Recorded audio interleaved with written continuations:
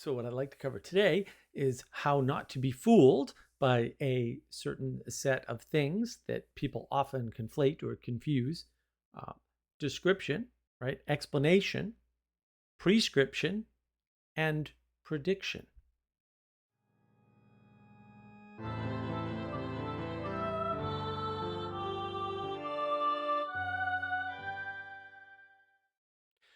Now, the thing is, a lot of people don't realize that these are different things and they get them confused, and that's totally understandable.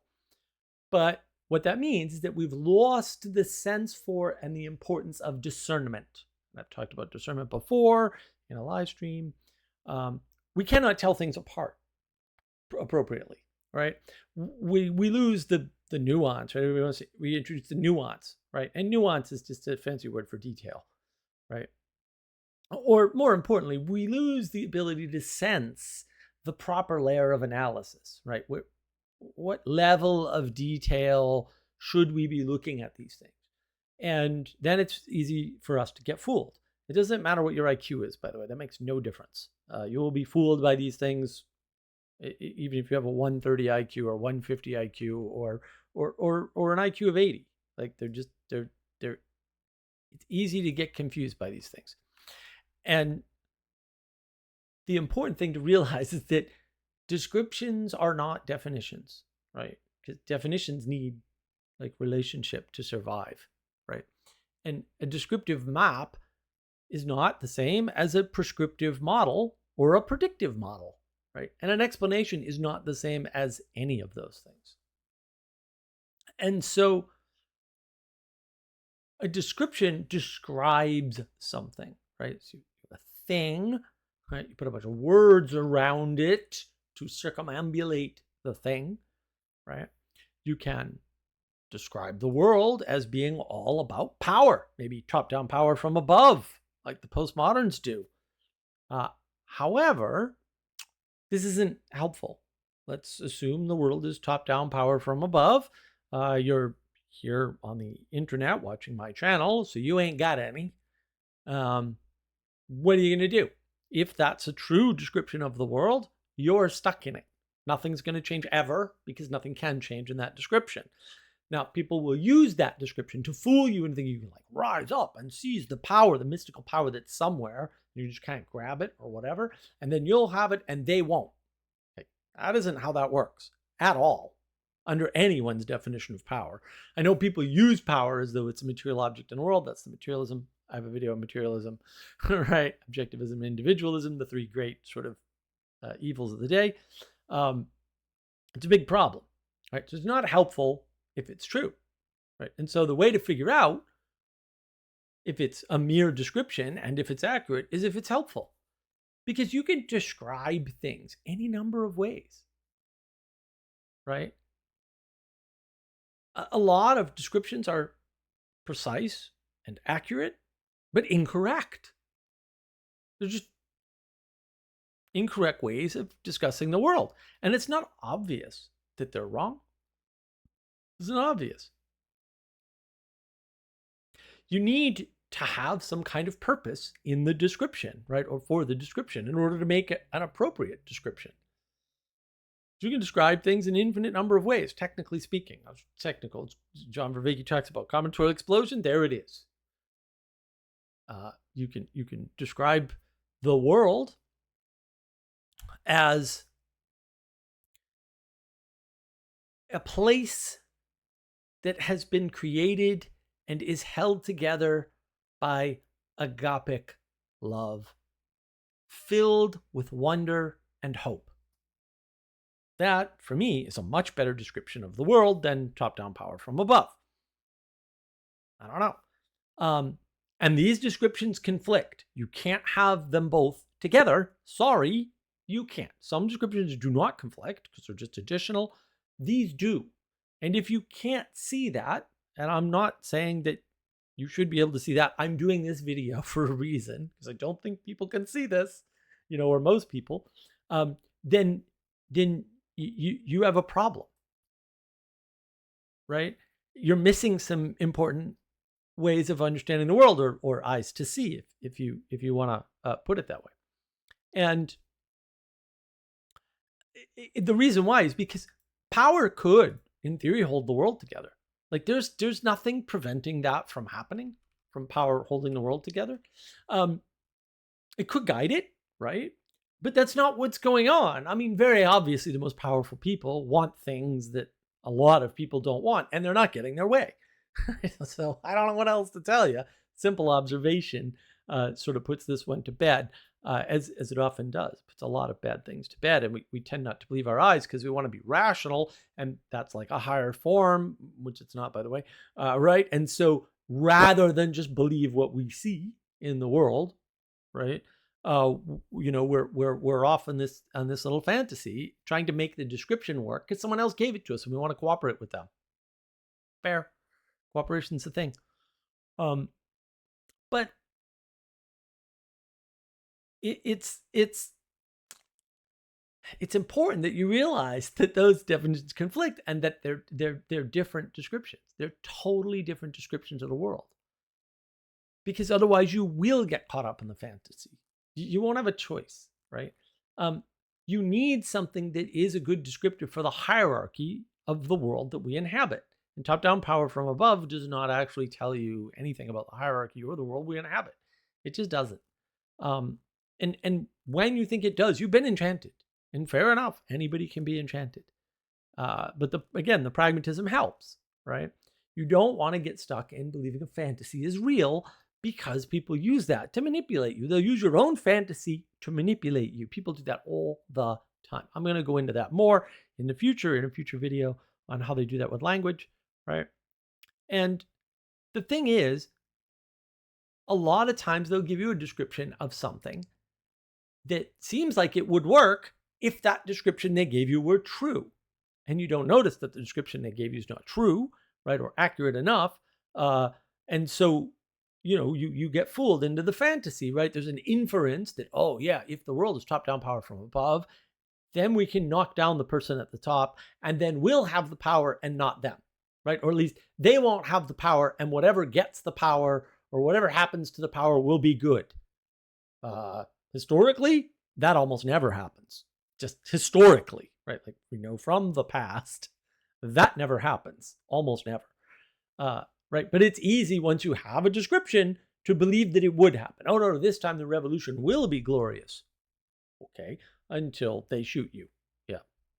Or until the guillotines come down on your neck because you started the guillotines running like they did in the French Revolution. See my video. A lot of people want to be rational, and so they'll give you a description of, people go to the grocery store because they need something from the grocery store. It's just false. It happens all the time, even to me. Sometimes I go like, I should go to the grocery store in case there's something I need. This happens. It happens to other people. I know that I've been with them. I'm like, what? Why are you going to the grocery store? I thought you said you had everything you needed. I checked before we left the house. Well, no, I just want to make sure. Fair. Like, that's how people are. They're pretty irrational. Right? But it's nice. It's nice to fit the world into a rational frame because we're rational beings, and that's what separates us from the animals. And so it's a comfortable description of human behavior, but it's totally wrong just by observation. So that's important to know. And that's some of the ways description is used to kind of fool you. Now, onward and upward to explanation. So an explanation describes how things are related, usually through time, not always, but usually through time, to enable a particular outcome or to excuse something that has already occurred, right? And so you can say the French Revolution was the result of the king trying to hold too tight a rein over the people. Okay, that didn't happen at all, by the way, not even a little bit. It's kind of important to know. That explanation is wrong. It's just wrong. It's flat out wrong. Sorry. It's nothing to do with why the French Revolution happened whatsoever. So that's a problem, right? But it sounds reasonable. Like the inferences are correct. The connections seem real, right? Obviously, if the king were tyrannical against the people, they would rise up. But almost never happens historically. Again, rising up. Almost never. There's good reasons for that. Maybe I'll go to them in a future video, but almost never happens. Super important. Most revolutions fail. They never get off the ground, right? Like you only hear about the ones that caused a ruckus, right? And we really only have one successful one, we'll say in the past 150 years or so, right? Or probably 300 years or something crazy, but we only have one successful one, right? A bunch that never got off the ground and all the others failed, right? French Revolution was a complete catastrophe, the English Revolution, complete catastrophe, right? We still haven't recovered. And there was a revolution started World War One. World War One was not a plus. Russian Revolution, yeah, that complete all the revolutionaries get killed, every single one of them. These are these are not good explanations at all because it's not what was happening. So you could give an explanation of how we got where we are today by saying, well, modernity. All right, and you use some ridiculous frame for modernity. A lot of people use the printing press or maybe the internet, right? Or maybe both, right? And that's what's made us into narcissistic, uncaring consumers, right? Or you could use consumerism, which is the description of a nebulous set of behaviors, right? All people consume, all of them, every single person ever. So this is a good tell, right? And that's the reason why we're not behaving, according to whatever principle or virtues and values you think we should be. It's consumerism's fault, right? And those explanations are wrong. Most explanations are wrong. Some of them can be helpful, right? Sometimes people just need an explanation to calm them down. That happens all the time, actually. That's good to know, right? Doesn't mean the explanation is correct, but maybe it doesn't need to be, right? It depends what purpose, what final cause you're using it for, right? And so it's another way people get fooled. They've given an explanation for something and completely off the rails explanation, they start behaving as if that explanation makes a prediction or gives them a prescription of how to act in the world or what to do next. And so they do it. And you can listen to somebody like Lauren Southern. I know I covered her in a recent live stream on 2014.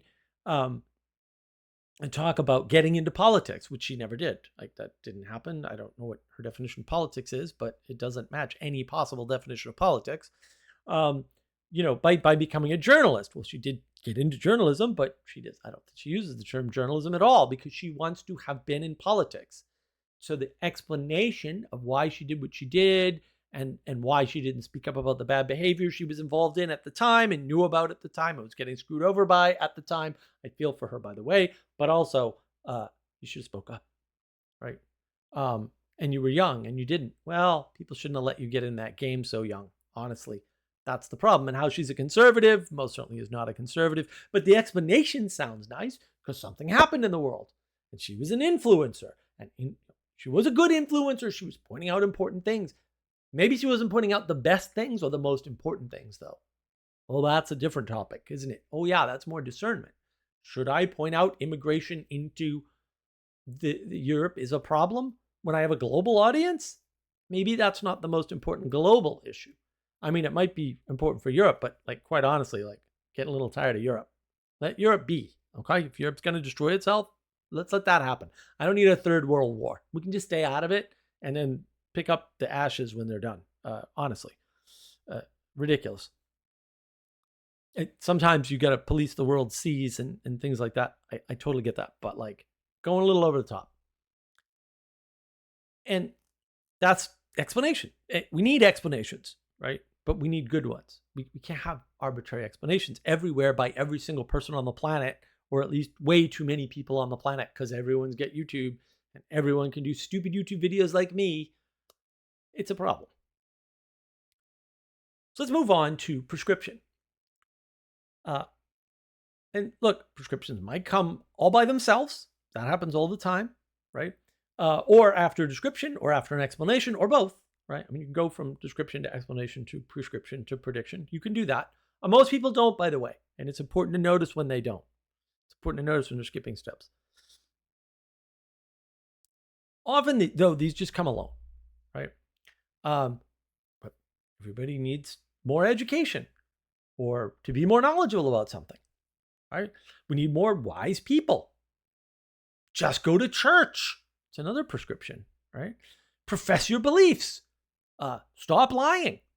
And now notice, I've listed two types here, right? Those that apply sort of generally, we'll say in the abstract, right? And those that are about what a person, an individual person, needs to do, okay? And that's interesting, right? The thing is, each is equally unhelpful. Telling other people what they need to do, not super helpful. Now, prescriptions work better with procedures to make those prescriptions happen, right? They work better couched in an explanation of what's going on and why this prescription might work, right? And a good explanation requires a good description, okay? So, not like prescriptions don't work. And look, a lot of wisdom is just prescriptions, right? Don't get angry. That's a wise thing to do. Absolutely. It's a prescription all by itself, alone. I agree. But you can tell the difference. You really can. Like, you can use your intuition, right? You don't need to get too rational and logical about it, actually. You just use your intuition and figure out if it fits in the moment. And if it does, it's a good prescription for you in the moment. There are no good prescriptions for the globe. There are no good prescriptions for like large groups of people, right? There are good prescriptions for you in a moment, maybe for your family in the moment, maybe for a small group of very like-minded people in the moment. Might not be applicable outside of those conditions, though. And so it's important to state all those conditions. In other words, you need a description and an explanation, right, to make the prescription more valid, right, more useful, more helpful, and more justifiable. And that really just states, if X, then problem solved, right? If everybody went to church, problem would be solved. Great, thanks, genius. Even if you were right, and you're not, even if you were right, you can't just make everybody go to church. It's not an option that's available. It sounds good, but it's a garbage prescription. It's totally garbage. Everybody needs to just stop lying. Sure, I absolutely agree, but you can't implement that. That's not going to happen in the world. You need to exist in the world that you're in and not in the fantasy in your head, right? And the description, like, Soviet era Russia, where everybody lied to everybody else, and that was bad. I agree. It's a good description of Soviet Russia. That's not how it got there. It didn't start out everybody lying. That's not what happened, right? And so you have to know that. By the way, I'll be doing my Russian Revolution with Adam at some point, I promise. Hopefully before the middle of the summer. Maybe not at this rate. At least we're back on the video train. So the problem is, there's more, right? There's more because people are problematizing everything. And that's why the if X then problem solve thing works. And I talked about that here in a previous video, this problematization of everything. But there's more types of prescriptions, right? They're just, if everyone would just think critically, okay, everyone is an abstract, thinking is an abstract, and what do you mean by critically? You're just not defining enough terms. But all of those rely on force. They always do. And no, they really do. And it's not a great plan, right? Because you're setting up, maybe not yourself, but you're setting up others to get self-righteous and implement that crazy idea. You're right. We just have to stop everybody from lying. I know, we'll put cameras everywhere. Let's get into office and vote to put cameras everywhere because it'll stop people from lying and that will save the world because that's a good prescription. And like I said, it's not a bad prescription. It's a useless one, though. Useless. It's not inaccurate or imprecise in that way, but it's also not correct because you can't do it. So who cares? And we get fooled by this all the time. Very smart people get fooled by this constantly. You hear them all the time. Well, yeah, we just need to stop lying. It's like, okay, genius. Thanks, Captain Obvious, for the update. How are you going to implement that? You can't. You can't. I can't. The government can't. And we wouldn't want them to, right? They will become tyrannical in the process of trying to implement such a thing because it requires force.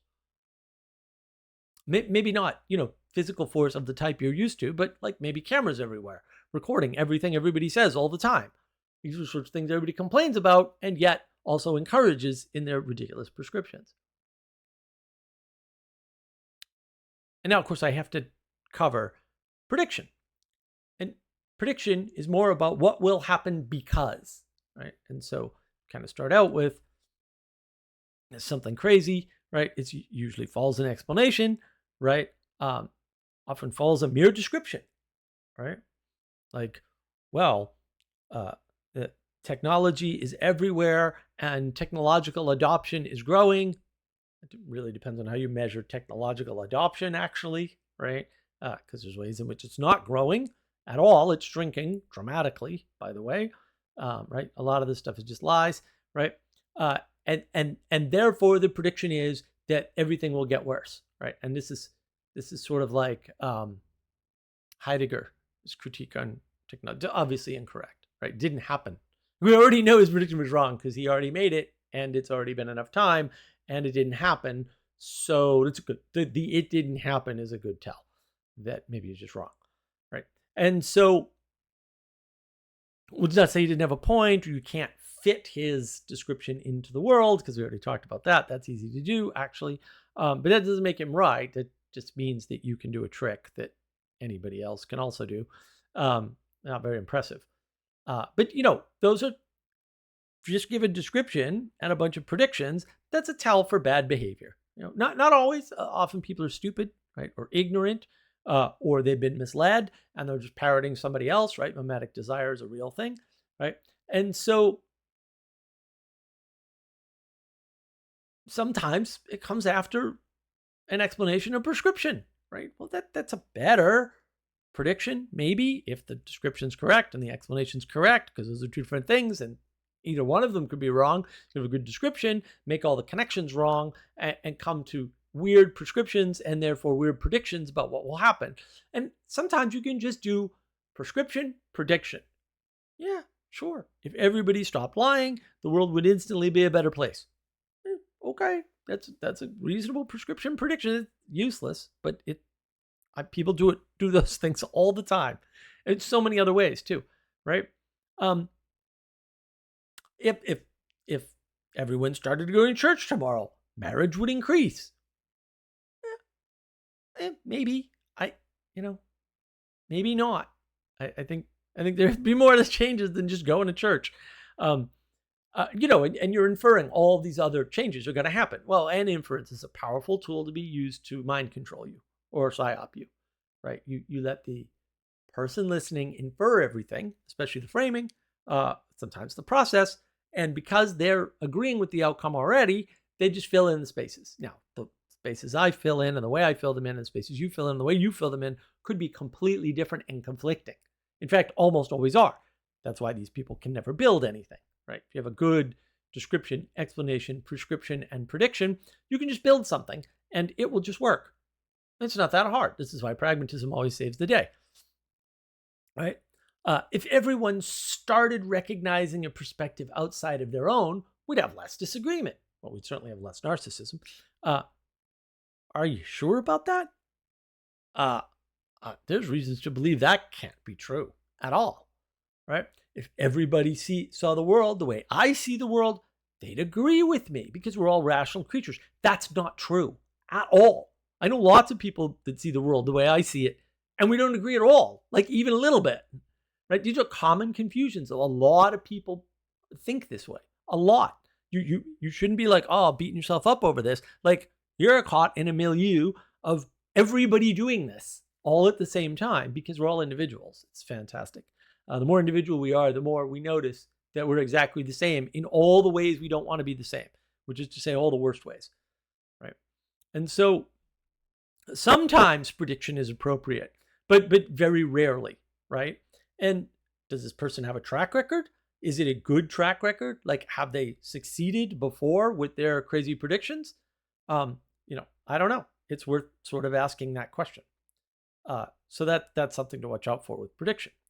Now, something else to sort of look out for, just in general, is you got to keep in mind that not all descriptions lead to the ability to predict, right? But all predictions may have descriptions that are identifiable, right? All descriptions that lead to prediction are superior to those that do not. right? Again, it's about discernment. How good as a description is this? What is it? What is it good for, right? Does it help with an explanation, or does it make an explanation harder, right? Simpler explanations are usually better. Simpler descriptions, not usually better, right? More detailed descriptions are better. What level of detail? Again, that's the problem, right? Does this lead to a prescription, right? Is that prescription practical? Can it be implemented, right? And does it lead to a prediction? Can we test that prediction? Because usually you can, actually. You can find an example somewhere at some scale, and maybe that won't scale, fair, but at least you have a sense that this is a coherent thing that sort of unfolds at multiple self-similar fractal layers of reality. That's kind of important. It's good to know. It's a good way to figure out what's being talked about and whether or not it's viable in the world that you inhabit right here and now, right? Not in some fantasy world that may or may never come to be or may never be possible, right? And time is a factor here, right? An explanation is a past prediction, right? You're predicting the past, right? But we call that an explanation, right? Like, oh, this is what happened in the past, and this is how it's connected and why it happened. Maybe, maybe not, right? And so time is a factor, right?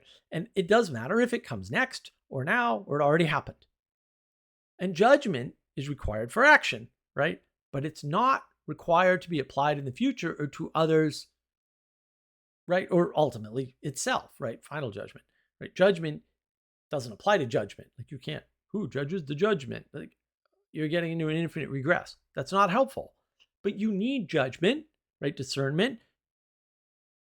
Judgment follows discernment, right? In order to figure out, are these good explanations, descriptions?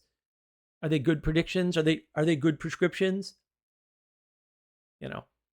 And we get confused by this all the time. Look at a guy like Paul Ehrlich, who wrote The Population Bomb.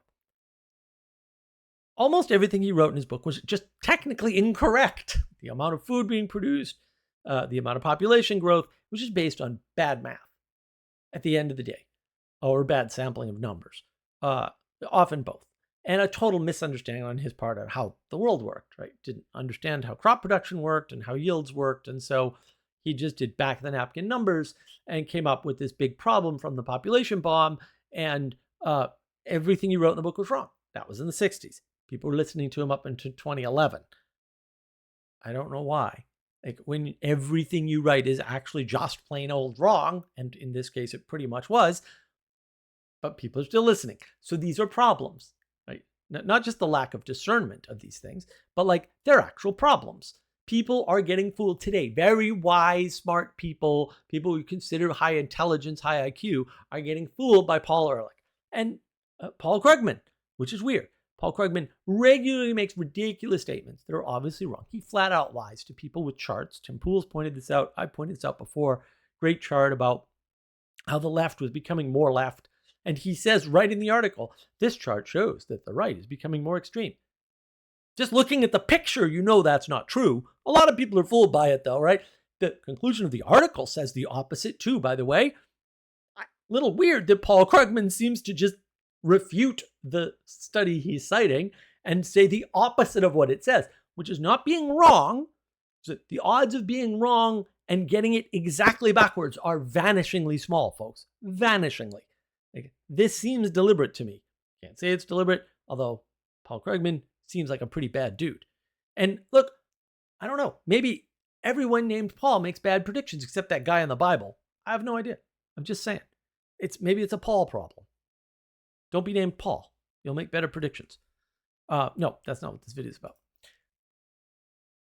But I'm trying to give you common confusions and how they.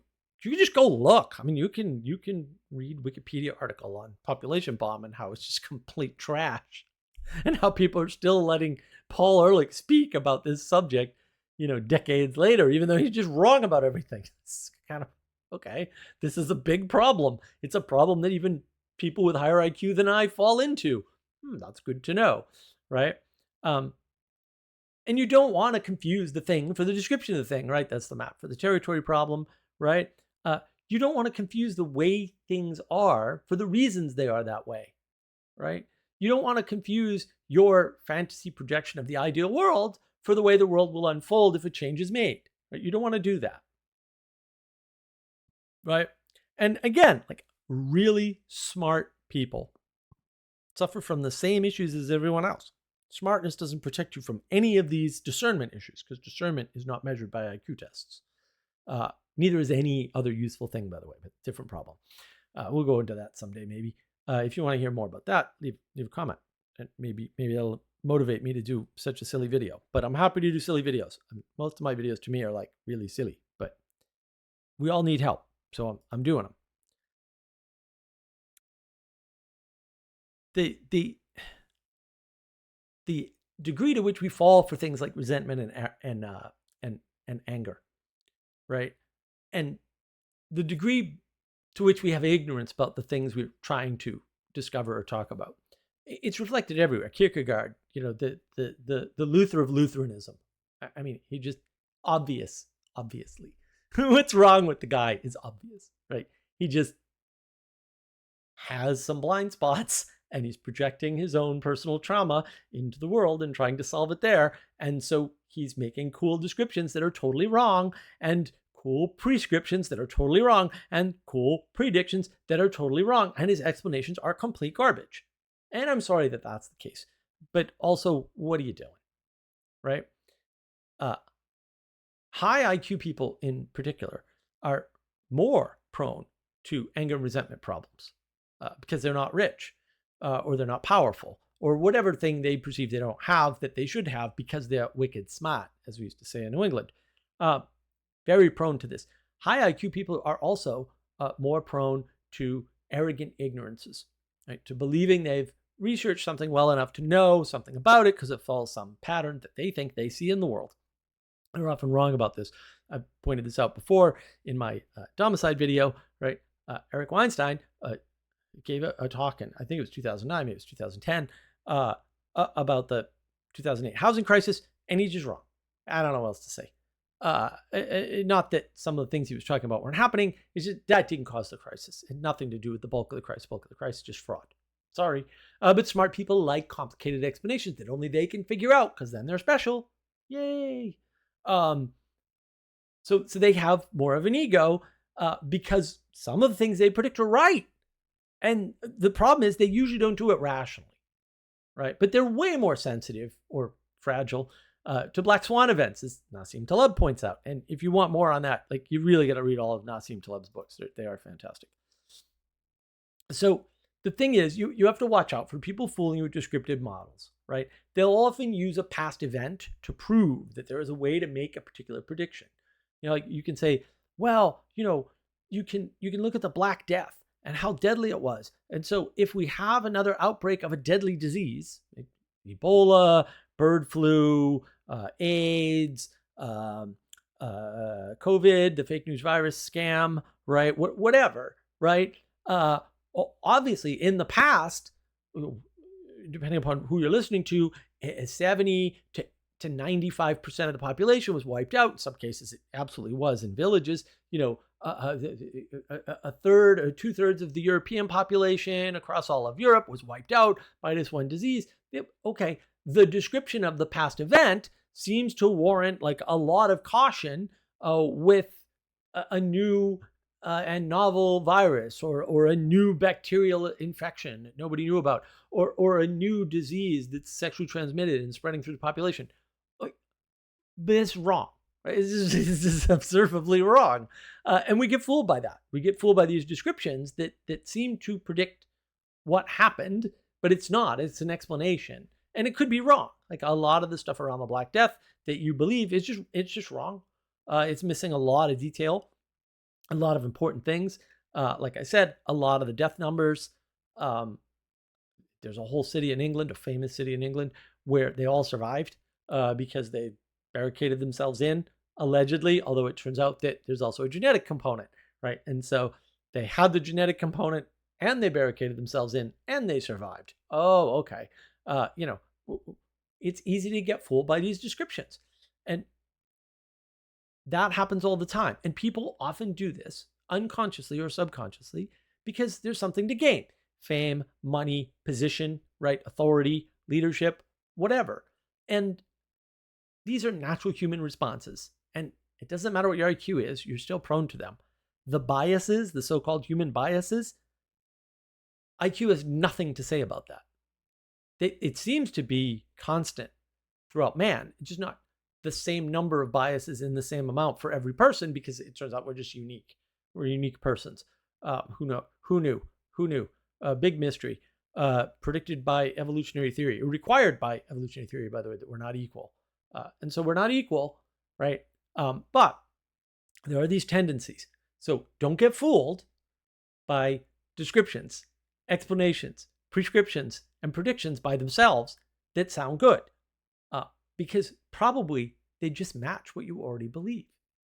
And this is so rampant right now. People are hopping from cool description to cool description, from cool explanation to cool explanation, right? From school prescription. Oh, I'll just get up every day and rock.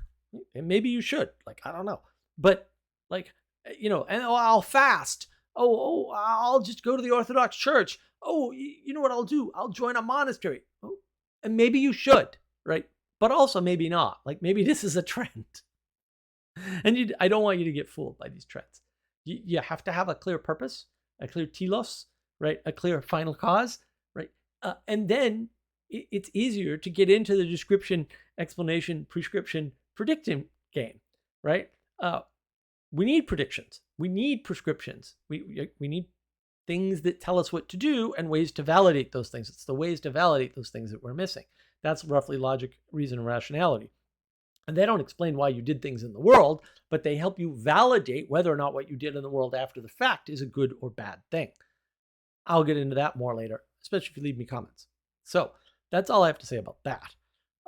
But I do think it's safe to predict that, because we're winding down the video, that I'm going to be grateful, as I always am, for your time and attention.